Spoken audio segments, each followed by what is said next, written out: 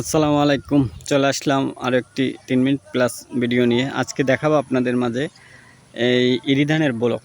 এটা হচ্ছে হিরামণি 6 ধানের নাম, কিন্তু ধানের ফলনটি খুব সুন্দর হয়েছে। দেখুন, অসাধারণ। এখানে আসলে অল্পর ভিতরে ধান দিয়েছে, দেখার মতো ফলন হয়েছে। দেখুন, এটা পর্যাপ্ত পরিমাণে জায়গা নিয়ে ধানটা দিয়েছে। এই যে দেখুন, খুব সুন্দর হয়েছে কিন্তু ধানটা দেখছেন। এখানে পাশাপাশি আরও কৃষি দিয়েছেন। এই যে এটা দেখছেন, এই লাইট দিয়ে আসলে ইঁদুরে কিন্তু অত্যাচার করে, এই ধানগুলো কেটে ফেলে।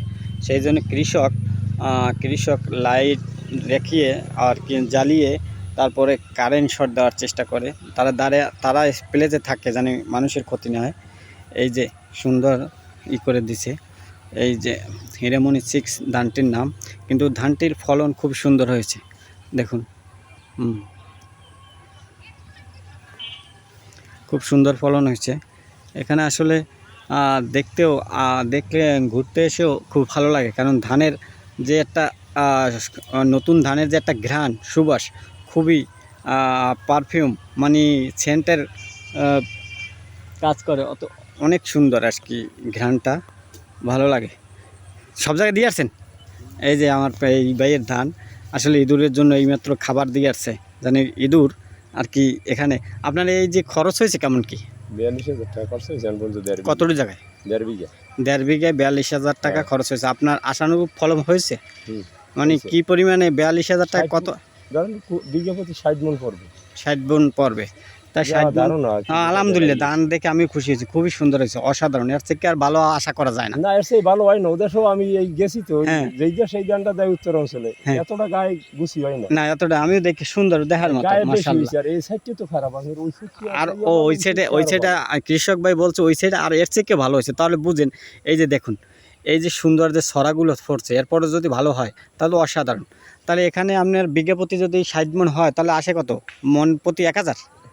মণ প্রতি 1200।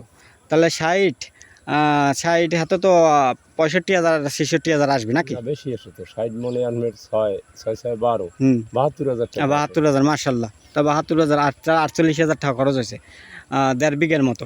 মাশাআল্লাহ, আলহামদুলিল্লাহ। ভালো লাভ করতে হবে আল্লাহ। এই যে কৃষক ভাইদের যদি মনটা খুশি থাকে, আসলে আমাদেরও ভালো লাগে। এই যে ধান উৎপাদন করে, তাদের যদি এখান থেকে এত পরিশ্রম করছে, কারণ এখানে পানি দিতে হয়েছে, সার দিতে হয়েছে, এতে পরিষ্কারের জন্য এই তো এই অনেক বর্দা পড়ার পর ঔষধ দিছি, এত ওই যে একটা শীষ কাটছে জানেন, শুকনো শুকনো দুই একটা দেখা যায়। এই যে এই ফিতা টানানো আছে, এরপর জের টানানো আছে, জানি পাখিতে না কাটে।